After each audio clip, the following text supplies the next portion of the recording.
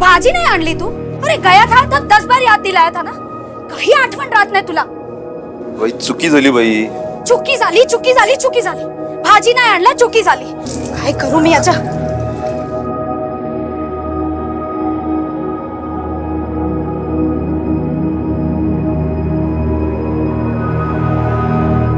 पापा, इसमें क्या है? इसमें अपने घर के रेडियो के लिए और एक रेडियो. अरे कंडक्टर है तू, क्या जरूरत थी इतना खर्चा करने की? काय ग तू नेहमी किट किट किट किट करत असते. ये नहीं लाया वो नहीं लाया और जब लेके आता हूँ तो आई हे बघ हे. हाँ बघते काय आणले. ए हाथ देखना तेरे आटा से भरे ना. ये राहू दे, हम दोनों बाजार जाके सब्जी लेके आते. बस हेच करा नेहमी. आणखी काय येत नाही तुम्हाला? यही करूं मैं पूरी जिंदगी. जरूर कोई ना कोई होगी तुम्हारी बात.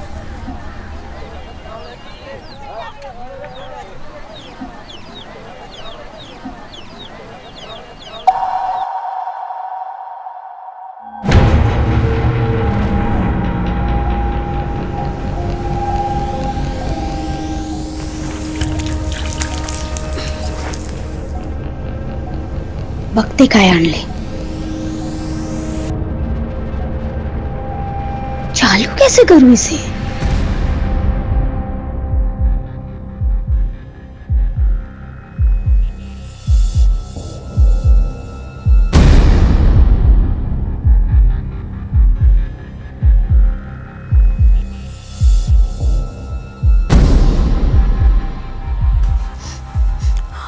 अरे देवा, माझी दाल.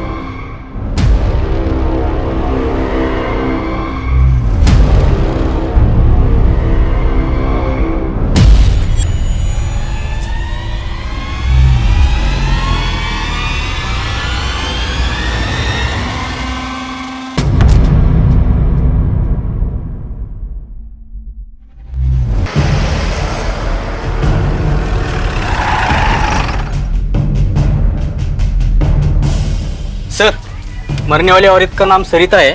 वो उसका पति और बेटी है. अच्छा सुनो, अभी यहाँ पे किसी भी चीज को टच मत करना. Yes sir. ये बॉम्ब ब्लास्ट का केस है. एसटीएस को बुलाओ तुरंत.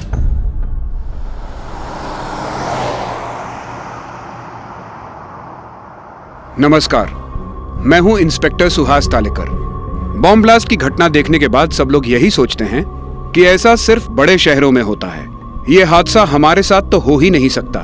लेकिन सतारा जैसे छोटे शहर के गणेश नगर में रहने वाले मध्यम वर्गीय परिवार की एक महिला बॉम्ब ब्लास्ट का शिकार बन गई. बॉम्ब ब्लास्ट के केस पुलिस की एसटीएस टीम इन्वेस्टिगेट करती है और उस टाइम मैं पुलिस की एसटीएस टीम में था.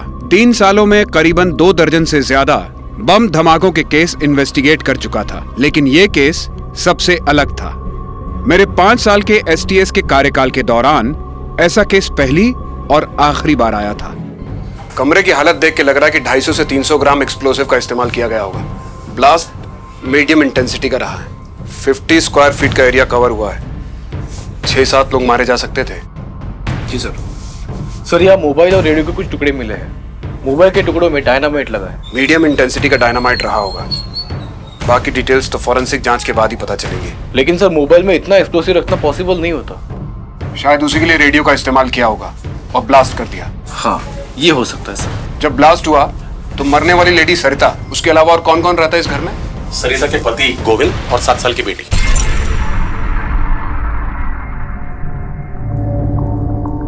गोविंद, बॉम्ब कहां से आया तेरे घर में? बॉम्ब मैं नहीं जानता सर. नहीं बता, मैं बताता हूं।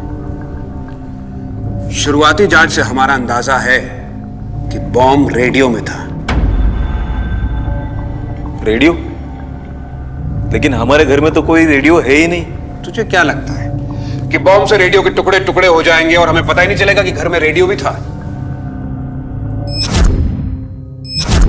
हाँ, याद आया साहब, वो रेडियो ही तो लाया था मैं उस दिन। बड़ी जल्दी याद आ गया तुझे। अब ये भी याद करके बता तूने कहां से खरीदा? साहब वो खरीदा थोड़ी था, वो तो मुझे बस में मिला था। मिला था मतलब किसी ने गिफ्ट किया तुझे? नहीं नहीं, किसी ने दिया नहीं था, वो बस वहां पर चोरी किया था। चोर मत बोलिए साहब। क्या बोलो? खूनी? मर्डरर? अरे नहीं साहब, जब गणपतिपुरी में पूरी बस खाली होती है तो मैं एक राउंड मार के देख लेता हूँ किसी का कुछ सामान छूटा है या नहीं।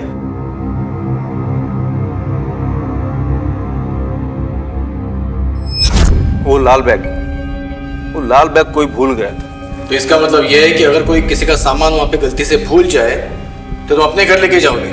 हाँ? ऐसी बात नहीं है साहब, मजबूरी में कभी कभी लाना पड़ता है। ऐसी क्या मजबूरी थी तेरी? साहब उस दिन वो खोया पाया विभाग बंद था, इसलिए तो वो रेडियो जमा नहीं कर पाया मैं। गोविंद, कुछ ज्यादा ही संयोग नहीं हो रहे तेरे साथ?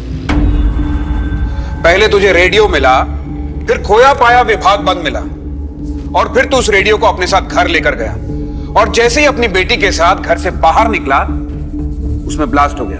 साहब उस ब्लास्ट में मेरी बीवी मरी है, और आप है कि मुझ पर शक कर रहे, वो भी बिना किसी सबूत के। मरी है कि मारी गई है, और जब सबूत मिलेगा तो शक नहीं करेंगे, सीधा चार्जशीट फाइल करके मर्डर का केस बना देंगे, उसके बाद उम्र कैद या फिर फांसी। साहब आप बार बार मुझे ही क्यों धमका रहे हैं? मैंने कुछ किया ही नहीं है। अगर आपको झूठ लगता है तो वो साफ सफाई करने वाले जनक से बात कीजिए, उसी के सामने वो रेडियो वाला बैग उठाया था मैंने। मुकुंद, गोविंद के बयान को वेरीफाई करवाओ सफाई कामगार से, और पता करो कि बॉम्ब ब्लास्ट में एक्सप्लोसिव कहां से अरेंज किया गया था। इंटेलिजेंस एजेंसी से पता करवाओ कि कोई स्लीपर सेल एक्टिव हुआ है क्या? बस नंबर MH123548 सतारा से गणपतिपुले आई थी। जी सर। उस बस से गोविंद को कुछ लाल बैग मिला था। हाँ साहब, गोविंद को सीट के नीचे से एक लाल बैग मिला था। उस बैग में कुछ था क्या? नहीं माहित साहब, मैं तो अंदर नहीं देखा क्या था, लेकिन बैग में एक फोन था, ये देखा, वो बैग से गिरा था इसलिए। नमस्कार वो। हाँ नमस्कार नमस्कार। सर आपका शक बिल्कुल सही निकला, बम इस रेडियो में ही फिट किया गया था। रेडियो का स्पीकर निकाल के उसमें डेटोनेटर लगाया गया था, और धमाके के लिए सेकंड डिग्री का डायनामाइट का इस्तेमाल किया गया था। लेकिन ये डायनामाइट तो कोल माइंस में इस्तेमाल किया जाता है, और इसका मिलना इतना आसान नहीं है, इसका तो पूरा लीगल प्रोसेस होता है। सर हो सकता है इलीगली खरीदा गया हो या कोई पेशेवर इन्वॉल्व। सर इंटेलिजेंस की रिपोर्ट मिली है, अभी तक कोई स्लीपर सेल एक्टिवेट नहीं है, और ना ही कोई एक्सप्लोजिव बाहर से आने की कोई खबर है। और सर जिसने भी ये बॉम्ब बनाया है वो बिल्कुल नौसिखिया है। लास्ट में जो मोबाइल मिला, इससे कोई इंफॉर्मेशन मिल सकती है? बिल्कुल भी नामुमकिन है सर, क्योंकि मोबाइल के टुकड़े टुकड़े हो चुके हैं, और IMEI नंबर और सीरियल नंबर दोनों ही खराब हो चुके हैं। पर ये जो मोबाइल के टुकड़े मिले हैं, इससे हो सकता है कि बॉम्ब के सर्किट को पूरा करने के लिए यूज किया गया। दूसरे फोन से रिंग किया और सर्किट पूरा हुआ। सर मैंने गोविंद से दूसरे फोन के बारे में बात की थी, लेकिन उसने कहा कि जब वो ब्लास्ट के पहले बाहर निकला तो वो गोविंद अपना फोन लेके बाहर निकला था, तो घर में सिर्फ उसकी बीवी का फोन था, और उसका फोन हमें किचन पे मिल चुका है। गोविंद ने हमें तीसरे मोबाइल के बारे में नहीं बताया। सर ब्लास्ट से पहले गोविंद और उसकी बेटी का घर से बाहर आना और सही सलामत बच जाना, ये मुझे संयोग नहीं लग रहा। हो ना हो गोविंद तीसरे फोन की बात हमसे सदमे में छुपा रहा है, या सच में, ये समझ में नहीं आता। मुकुंद। जी सर। गोविंद के घर के आसपास जाके पता करो कि गोविंद की लाइफ में क्या चल रहा था, वो किन किन लोगों के साथ उठता बैठता था, कौन कौन उसके घर आते थे, और उसकी पत्नी के साथ उसका कैसा रिश्ता था, सब कुछ। जी सर। सब पड़ोसन हो तो सब कुछ पता ही होगा ना, इसीलिए तो आपसे पूछताछ कर रहे हैं। वैसे कौन कौन आता था गोविंद के घर पर? सब आसपास के लोगों का आना जाना था। और पति पत्नी में रिश्ता कैसा था? अब क्या बोलूं साहब, अब घर की औरत का अपने मर्द पर एक बार शक हो जाए तो वो सब बढ़ास गुस्से में निकालेगी ना। शक किस बात के लिए? लेडीज कपड़े का बैग मिला था सरिता को।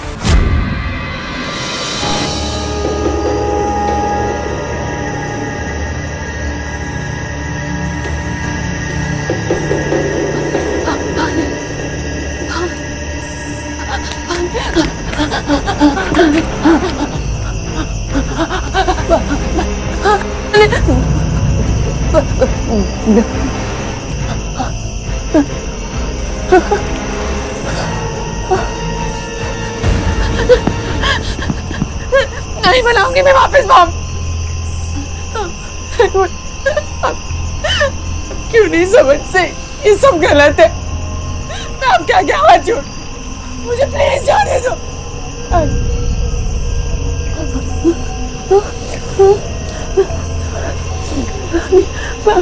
पानी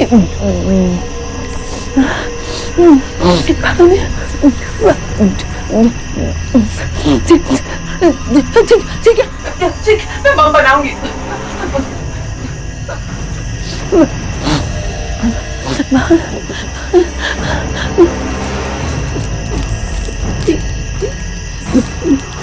मैं बम बना दूंगी तो आप मुझे छोड़ दोगे ना?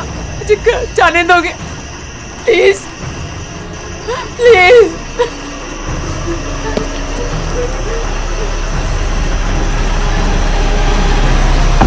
गोविंद, तेरा लफड़ा चल रहा था, ये बात तूने बताई नहीं।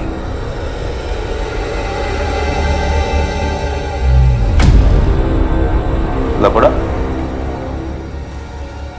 कौन सा लफड़ा? दूसरी औरत का लफड़ा। फिर उस लफड़े के बारे में तेरी बीवी को पता चल गया। तेरी बीवी ने किचकिच चालू कर दी और उस किचकिच को शांत करने के लिए बम का धमाका। बोल, बराबर बोला कि नहीं? अरे नहीं साहब, बताइए ये बात आपको किसने बताई? मेरा कोई लफड़ा नहीं था नहीं है। अरे नहीं है साहब। अच्छा चलो, था भी तो फिर क्या उसे मार देता मैं? हाँ, और किसकी भी खिचखिच नहीं करती, सभी की करती है।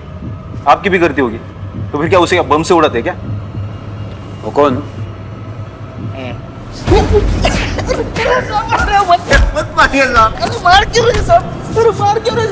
बैग में मोबाइल था, ये बात क्यों छुपाई तूने? अरे साहब बता दो। अरे साहब, उस मोबाइल से ब्लास्ट नहीं हो सकता, उसमें बैटरी नहीं थी। अच्छा, सिर्फ ऑन मोबाइल से ब्लास्ट हो सकता है क्या? बम ब्लास्ट की बड़ी अच्छी जानकारी है इसे। साहब अभी जानकारी होना भी गुनाह है क्या? नहीं, लेकिन जानकारी का गलत इस्तेमाल करना गुनाह है। कहां से मिली तुझे जानकारी है? साहब वो कभी कभार वो अंग्रेजी फिल्म देख लेते हैं साहब। अच्छा, बड़ी अंग्रेजी फिल्में देखता है तू? दूसरी औरत का लफड़ा भी अंग्रेजी फिल्म से देखा था क्या? दूसरी औरत का नाम क्या है जिसकी साड़ियां तेरे घर में तेरी बीवी को मिली थी? अरे वो सुधाकर बहू की थी साहब। शाने, मैं तेरे को पूछ रहा हूँ दूसरी औरत का नाम क्या है, तू मुझे बता रहा है सुधाकर था। औरत का नाम सुधाकर है? नहीं, आदमी का। तो सुधाकर साड़ी पहनता है? नहीं, बेचता है। अरे साहब सुनो, सुधाकर साड़ी और ड्रेस मटेरियल वाला है, उसकी बैग थी वो। कहाँ है उसकी दुकान? भोर में। सुधाकर को जब भी अपनी दुकान के लिए कुछ मटेरियल चाहिए होता है तो वो सातारा फोन कर देता है। वो नहीं, भारी वाली 40 साड़ियाँ भेजना। अरे वो गोविंद है ना, उसी के गाड़ी में भेजना। अरे भरोसा वाला आदमी अपना। फिर सातारा में एक आदमी उसके मटेरियल का बैग मेरी बस में रख देता है। फिर बाद में वो भोर में वो सुधाकर अपनी बैग उतार लेता है। अरे क्या सुधाकर भाऊ, कितनी देर रुकने का? हर रोज का होगा आपका ये। चलो सामान उठाओ, चलो चलो जल्दी भाई, जाने का है आगे। वो ग्राहक है ना। हाँ, चलो।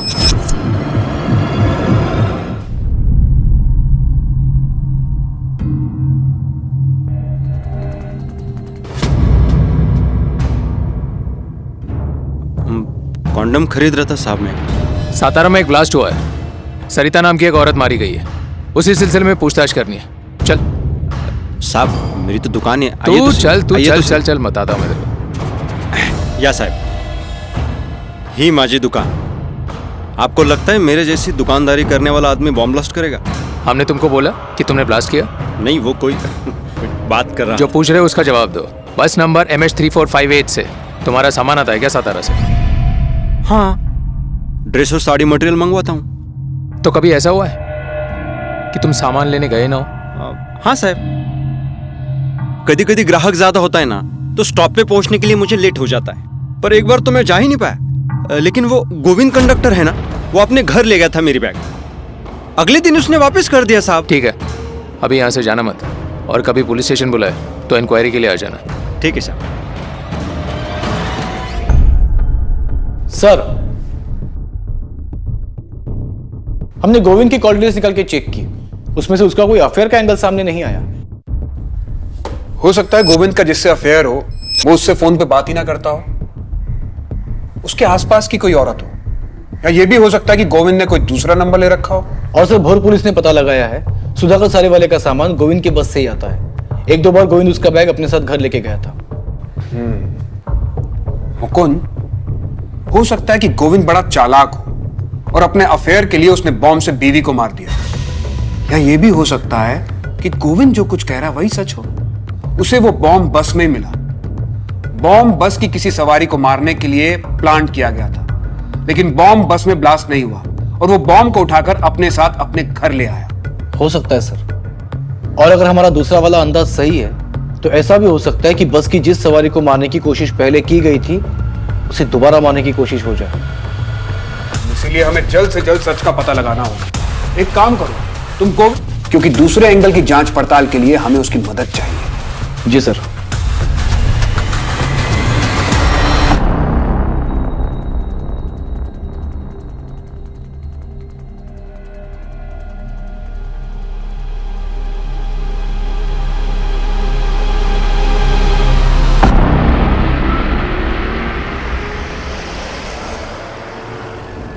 गोविंद, जिस अपराधी के कारण तेरी बीवी मारी गई वो 16 मार्च को तेरी बस में ही बैठा हुआ था, इसलिए छोटी से छोटी बात याद करके बता कि उस दिन वो लाल रेडियो वाला बैग लेकर कौन आया था। ये तेरी टिकट्स की डिटेल्स है, इन्हें देख के याद कर। साहब, सब कुछ तो याद नहीं आ रहा, लेकिन जितना कुछ याद है मैं बताता हूं। दोपहर का समय था।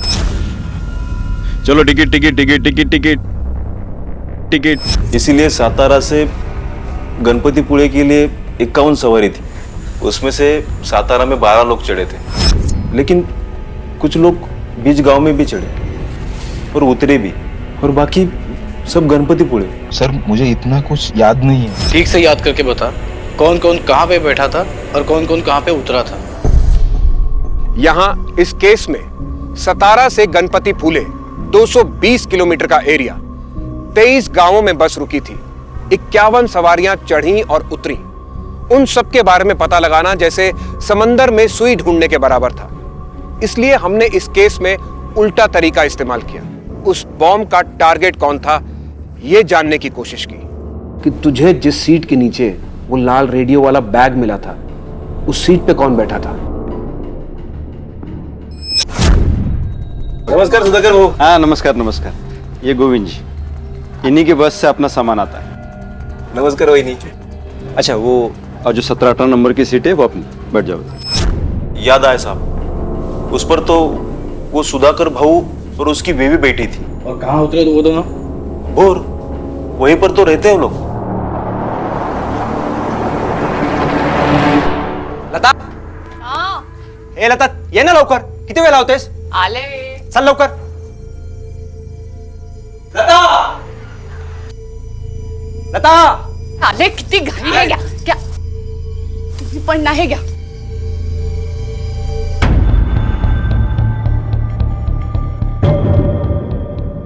भाऊ कुठे बाहेर चालले का? वहिनी है तो मैं पूछ लेता हूँ कौन सा पंखा ठीक करना है वो. साले, अहो, क्या देख रहा था? झालं काय? छोड़ दो ना उसे. वहिनी आओ. काय भाऊ काय झालं काय? छोड़ दो उसको. वहिनी काय आहे? आओ. काय झालं काय? एक सांगू दे ना त्याला. चल, साले पट. अरे पिछली बार की मार भूल गया तू? ये चश्मा निकाल और पट्टी देख. का दिमाग गंदा है तो मेरी सोच गंदी बोल दी. पिछली बार तो मैंने कुछ नहीं कहा था, लेकिन इस बार ना मैं तुझे. अरे आओ.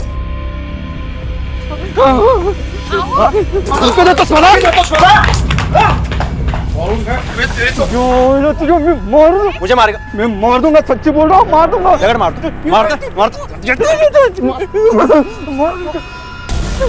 छोड़ दो उसे. लेके जाओ इसको, तो उसकी दूसरी आंख में फूट जाएंगे. छोड़ो उसे. जाने दो.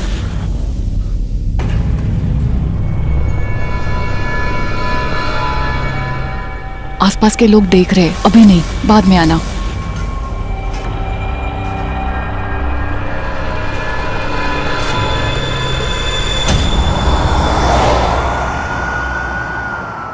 मैं एसटीएस से पीआई सुहास और ये पीएसआई मुकुंद। सतारा में जो बॉम्ब ब्लास्ट हुआ है हम उसकी इन्वेस्टिगेशन कर रहे हैं। आपके आने की खबर मैं पहले ही मिल चुकी थी। बताइए हम आपकी क्या मदद कर सकते हैं? हमें एक लोकल पीएसआई चाहिए जो इस केस की इन्वेस्टिगेशन में हमारी मदद कर सके, और एक कैबिन। हमारा शक है कि सतारा में जो ब्लास्ट हुआ है उसके तार यहाँ भोर से जुड़े हुए हैं। जब तक ये केस सॉल्व नहीं हो जाता हमें अपना बेस यही बनाना होगा। ये पीएसआई तावड़े है, अब से आपके साथ में ही रहेगी और बगल में एक कैबिन है जिसे आप यूज कर सकते हैं। Thank you. तावड़े सर, हमें सुधाकर शिर्के से मिलना है अभी। सर, पूछताछ के सिलसिले में हम सुधाकर के पास इसके पहले भी गए थे। मैं पता करता हूँ वो कहाँ है। हाँ बोलिए, कौन से कलर की साड़ी दिखाऊं? ये डिफेक्टिव साड़ी है, मुझे नहीं चाहिए, मुझे मेरे पैसे दे दो। बोर्ड पायला का बेचा हुआ माल वापस नहीं मिलेगा। ये लो, सुबह सुबह धंधे की खोटी मत करो। चलो ये लो। अरे ऐसा कैसे बात कर रहे आप? मला काही माहित नाही, माझे पैसे परत द्या। नाही ऐकलं नाही का? पैसे परत नहीं देणार? हाँ, एक तो माल ले जाते हो, यूज करते हो, डिफेक्टिव कहकर पैसे मांगने आते हो। चलो निकलो। ठीक आहे तुझी साडी आणि तुझे पैसे पण तुझ्या जवळच ठेव। भिकारी कुठला? ए बेकारी तू असशील काय बोलते सकाळ सकाळी डोकं? मैं पीआई सुहास एसटीएस से। अब क्या हुआ साहब? तुम 16 मार्च को सतारा से बस में बैठकर भोर आए थे। हाँ। तुम्हारी सीट नंबर क्या थी, कुछ याद है तुम्हें? साहब मेरी परमानेंट सीट है, 17 नंबर लकी में, उसी पे बैठा था। तुम्हारी लकी सीट के नीचे बॉम्ब रखा गया था। बॉम्ब? हाँ, और हमेशा क्या कि वो बॉम्ब तुम्हें मारने के लिए रखा गया था और बस कंडक्टर गोविंद की पत्नी सरिता मारी गई। अरे देवा, गोविंद के बीबी के साथ तो बहुत बुरा हुआ। साहब मुझे कौन मारना चाहेगा? यही हम पता लगाने की कोशिश कर रहे हैं कि ऐसा कौन कर सकता है। 16 मार्च को तुम सतारा से भोर आने वाले थे, ये बात किस किस को पता थी? घर के पास वाले और दुकान के पास वाले, इन्हीं को पता थी। पब्लिक अनाउंसमेंट करके निकलते हो क्या?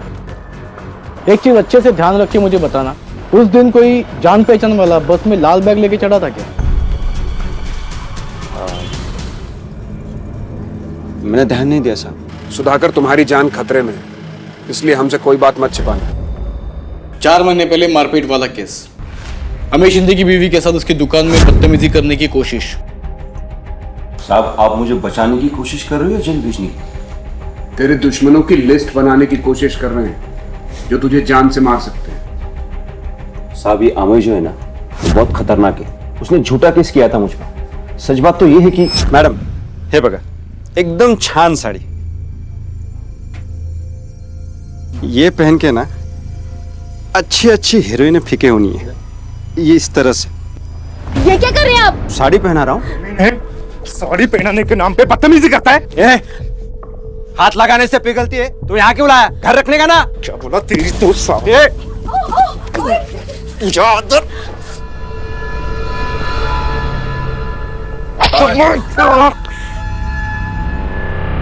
काय झालं? अरे माणूस इसकी शैतान है। साहब अभी दुकान में साड़ी बीड़ी पहनाते वक्त इधर उधर थोड़ा बहुत हाथ तो लग ही जाता है। इतनी सी बात पर उसने एफआईआर कर दिया, तो क्या करो अब?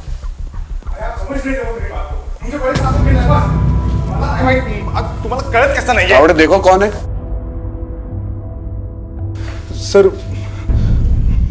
सर वो मेरी बेटी नहीं मिल रही है। कब से?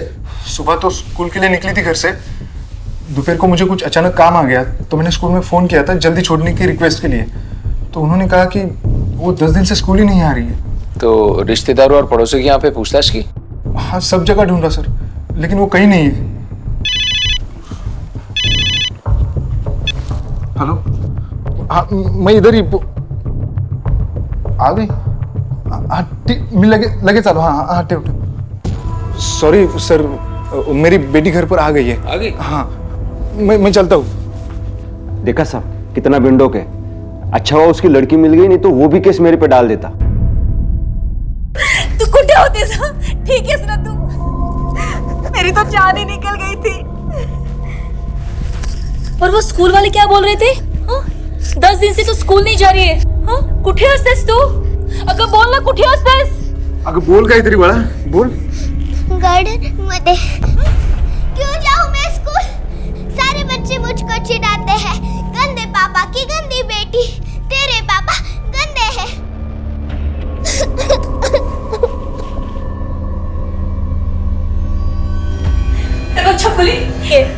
उन्होंने कोई गंदा काम नहीं किया।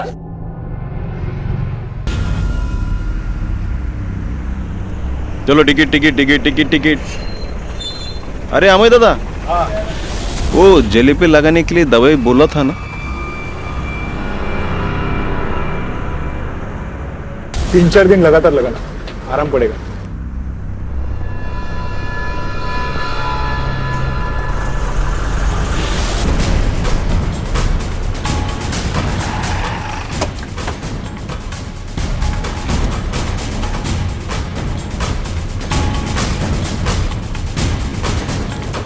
अमय, हमारे साथ पुलिस स्टेशन चलो, कुछ बात करनी है। किस बारे में साहब?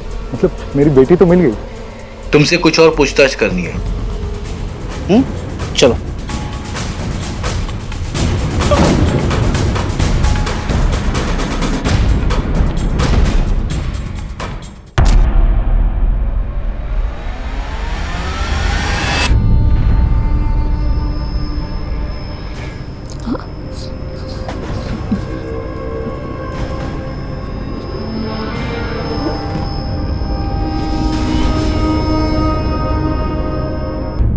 गला सूख रहा है तो पानी पी लो, क्योंकि सूखे गले से सच बोलने में तकलीफ होगी। लो।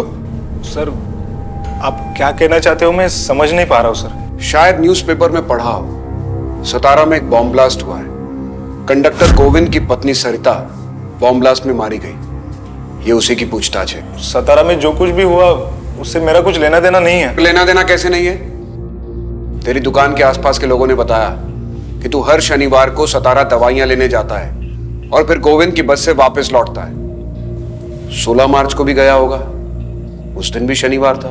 नहीं, उस दिन मेरी बेटी की तबीयत खराब थी तो मैं घर पर ही था। सुधाकर उस बस से जाने वाला था, इस बात को जानता था तू? नहीं, पर सुधाकर का नाम क्यों ले रहे आप सर? क्योंकि हमें शक है कि वो बॉम्ब सुधाकर को मारने के लिए रखा गया था, और जो इंसान सुधाकर से नफरत करता हो वही इंसान उसे मारने की कोशिश करेगा। हाँ सर, मैं सुधाकर से नफरत करता हूँ क्योंकि उसके जैसा झूठा मक्कार इंसान मैंने नहीं देखा है सर।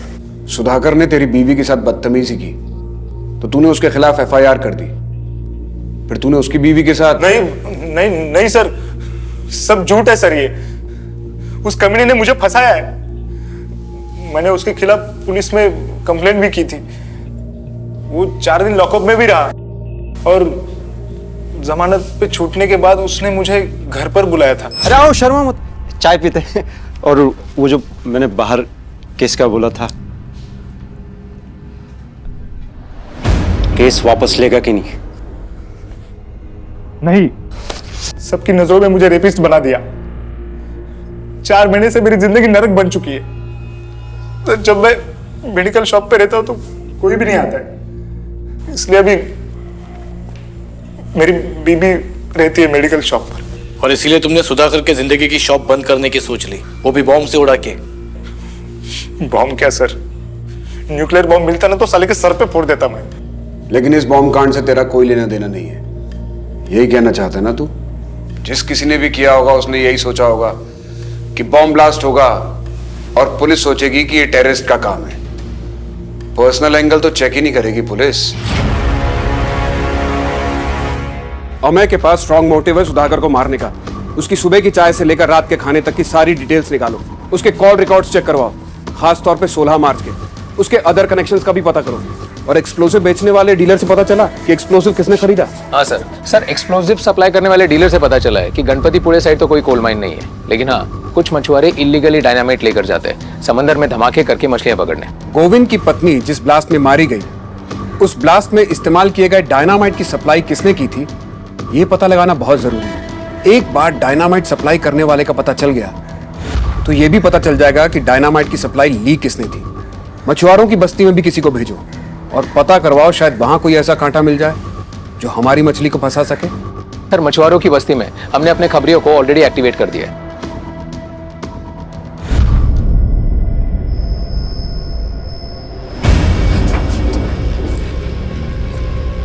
मैंने ये सैंपल बॉम्ब बनाया है। आपको एक सैंपल टेस्ट करके दिखाती हूँ। बॉम्ब का सर्किट ऑन करने के एक इस पे डायल करना है वो फोन में।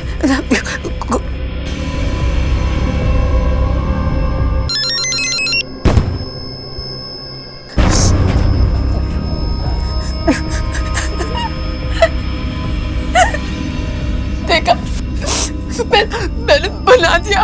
अभी बड़ा बड़ा बॉम्ब बनाने के लिए आप एक किलो डायनामाइट लेके आइए तो मैं बड़ा बॉम्ब भी बना दूंगी।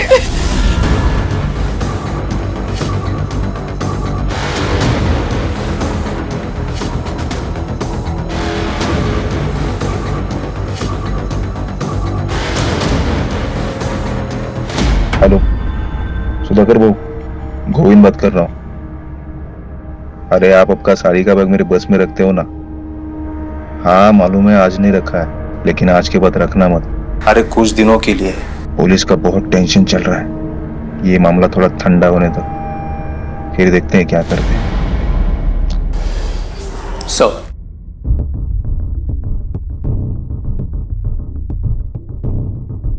सर मशवरा कॉलोनी में फिलहाल कोई मुंह नहीं खोल रहा है। सुधाकर के पड़ोसियों से क्या पता चला? सर सुधाकर से दुश्मनी के सिलसिले में तो नहीं, लेकिन उसकी बीवी का अफेयर का एक एंगल सामने आया है। हमें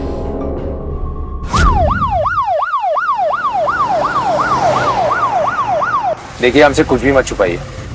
हमारे पास गवाह है जिन्होंने हमें को आपके घर पे आते जाते देखा है। जो भी सच है बता दीजिए। हाँ ये सच बात है कि अभय मुझे मिलने आता था, लेकिन हम दोनों के बीच ऐसा कुछ भी नहीं है। देखो अब नहीं, बाद में आना, आसपास के लोग देख रहे हैं। देखो तुम्हारे पति ने मुझे झूठे केस में फंसाया है, ये तुम भी जानती हो। कोर्ट में सब सच बोलना प्लीज। इन सब का असर मेरी बेटी पर भी हो रहा है। दया कर, मेरी हालत को समझने की कोशिश करो। हाँ साहब, ये बात सच है कि मैंने अमय को झूठे केस में फंसाया, लेकिन आप लोगों ने ये कैसे मान लिया कि मेरी वाइफ का किसी और के साथ चक्कर हो सकता है?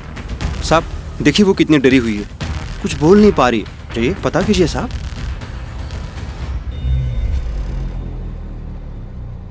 अमय भाऊ,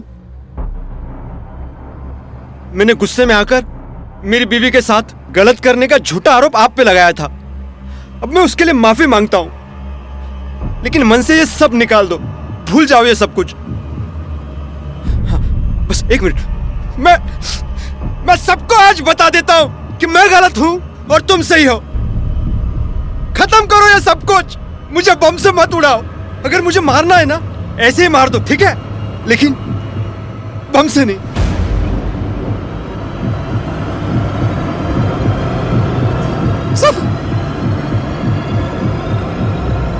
तुम उसके बीवी को मिलने ही क्यों जाते थे? वो पागल दोबारा पुलिस में कंप्लेन कर देता तो? और माफी तो ऐसे मांग रहा था जैसे कि सबको बता रहा है कि वो ब्लास्ट तुमने ही किया है। मुझे बताओ, वो ब्लास्ट तुमने ही तो नहीं किया था ना?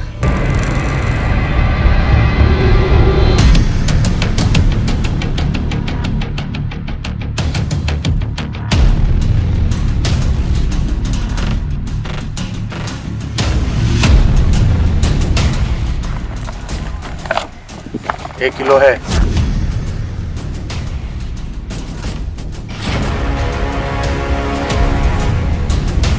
सर खबर पक्की है, मछुआरा बस्ती में डायनामाइट की डील हुई है।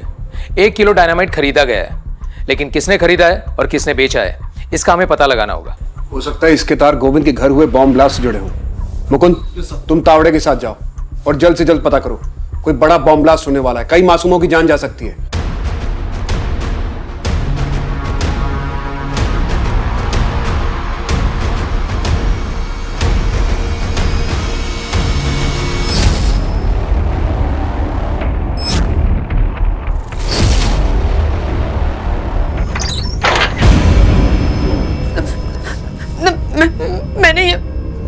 मैंने ही बना दिया।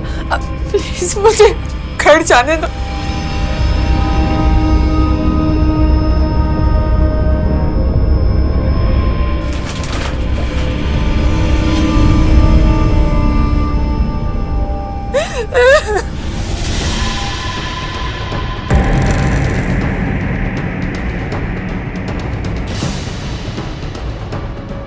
ओ भाऊ, ओ भाऊ, चल बाबू।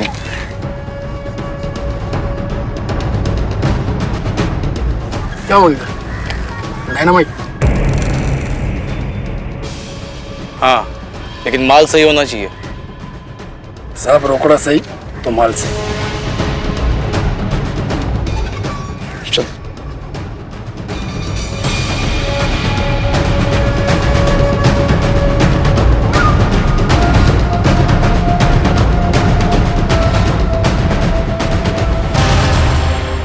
इन्हें माल चाहिए। ले क्या? यहाँ क्यों लेके आए इनको? अरे 50 के 50,000 दे रहे। कितना चाहिए? 1 किलो टाइप 1 वाला डायनामाइट मिलेगा? हाँ मिलेगा। पहले पैसा दिखा। पैसा? चल दिखा दे। अरे चल चल चल, सच बोल। मैंने कुछ नहीं किया साहब, किसी को कुछ नहीं बेचा, मैं सच बोल रहा हूँ। पहली बार बेचने की कोशिश की थी। सर, इसके साथी ने सब कुछ कबूल किया है और जिसको माल बेचा था उसका नाम भी बता दिया।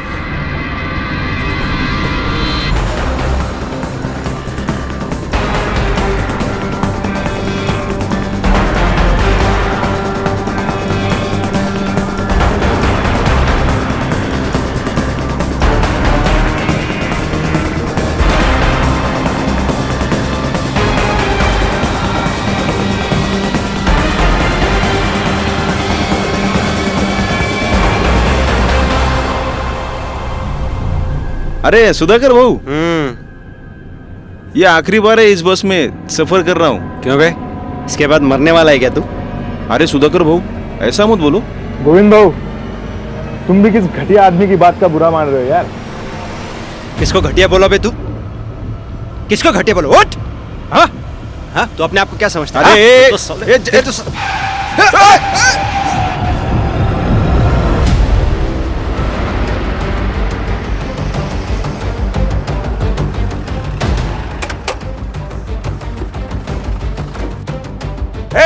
बस खाली करो, जल्दी चलो। चल चल चल दे, चल दे, क्विक, जल्दी जाओ, उधर जाके खड़े हो जाओ।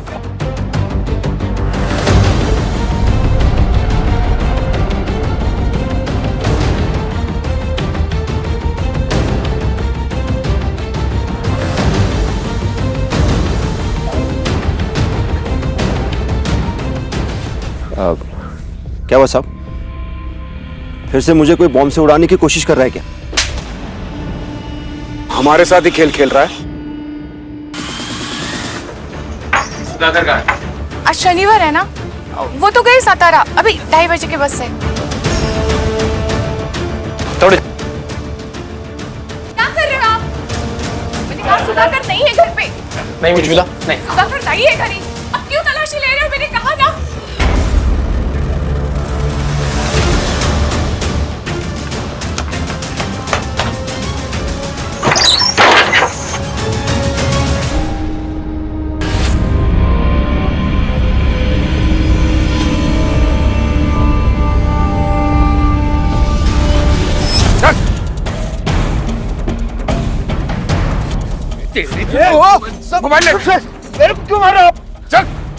सुरभि तेरी ममेरी बहन इंजीनियरिंग कर रही थी, उसको घर में कैद करके मजबूर किया बॉम्ब बनाने के लिए तूने।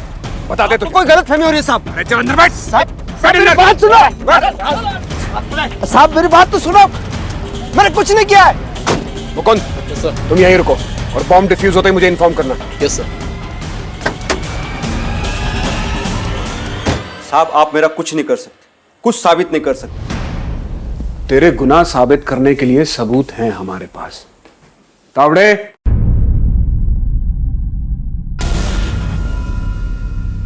ये तीनों गवाह भी हैं और तेरे गुनाह में शामिल भी हैं। अब बोल, साबित करने को क्या बचा? अब मैं तुझे बताता हूं तूने क्या किया। तुझे पता था कि अमय हर शनिवार को बस में जाता है, इसलिए तूने उसे मारने के लिए बस में बॉम्ब प्लांट किया और बॉम्ब बनाने के लिए नंदू से एक्सप्लोसिव खरीदा। 1 किलो है। मैं को मारना नहीं चाहता था, मैं तो बस उसे फंसाना चाहता था और बॉम्ब ब्लास्ट करने का मेरा इरादा तो था ही नहीं। सुरभि को मजबूर करके जोर जबरदस्ती करके उससे बॉम्ब बनवाया था और फिर अपनी पत्नी के साथ जाकर 16 मार्च को बस में बॉम्ब रख दिया। उस दिन डबल गड़बड़ हो गई थी। शनिवार को अमेय बस में आया नहीं था। मैंने बॉम्ब प्लान करके रखा था उसको फंसाने के लिए। मैंने अमेय के नाम से लिया हुआ मोबाइल भी उस थैली में रखा था, लेकिन वो गोविंद कंडक्टर है ना, वो रेडियो अपने घर लेके गया और रेडियो में ब्लास्ट हुआ और फोन के परखच्चे उड़ गए। मेरी सारी मेहनत बेकार हो गई। तूने अमेय के खिलाफ झूठा मॉलेस्टेशन का केस क्यों किया था? मुझे शक था कि अमेय का मेरी बीवी के साथ चक्कर चल रहा है। देखो अब नहीं, बाद में आना, आसपास के लोग देख रहे हैं। बात मैं आपको डायरेक्ट नहीं बता सकता था कि अमेय मुझे मारने की कोशिश कर रहा है, वरना आप मुझ पे शक करते। फिर मैं उसके दुकान पे गया, सबके सामने उससे माफी भी मांगी, बॉम्ब से ब्लास्ट करके ना मारने की विनती भी की, ताकि आप लोगों को उसी पे शक हो कि उसने दोबारा बॉम्ब प्लान किया है मुझे मारने के लिए, और मैं खुद फंस गया। क्राइम में परफेक्ट प्लानिंग जैसी चीज कोई नहीं होती, होता है तो परफेक्ट जस्टिस। सुधाकर की पत्नी और नंदू ने उसके क्राइम में उसका साथ दिया था, इसलिए उन दोनों के खिलाफ आईपीसी सेक्शन 120B के तहत केस चल रहा है। सुधाकर के खिलाफ बॉम्ब प्लान करने, कंडक्टर गोविंद की पत्नी सरिता की हत्या और अमेय को फंसाने की साजिश के लिए आईपीसी सेक्शन 302 और 120B के तहत केस चल रहा है। इस वक्त तीनों जेल में हैं। अमेय आप्टे के ऊपर जो बदनामी के दाग लगे थे वो धुल गए, क्योंकि उसने कोई अपराध ही नहीं किया था। और सुधाकर को यह बात अच्छी तरह समझ में आ गई कि अपराध के दाग कभी नहीं धुलते। उसका गुस्सा और बदला लेने की भावना, इसने कई लोगों की जिंदगियों को बर्बाद कर दिया था। मैंने अपनी 18 साल की पुलिस की नौकरी में देखा है, ये बदला लेने की भावना हम सब के लिए एक दस्तक है। संभल जाइए, कहीं ऐसा ना हो कि ये आपके साथ कई लोगों की जिंदगियों को बर्बाद कर दे। इसी के साथ मैं विदा लेता हूं। नमस्कार। क्राइम पेट्रोल के ऐसे ही मजेदार एपिसोड्स देखने के लिए हमारे चैनल को सब्सक्राइब करें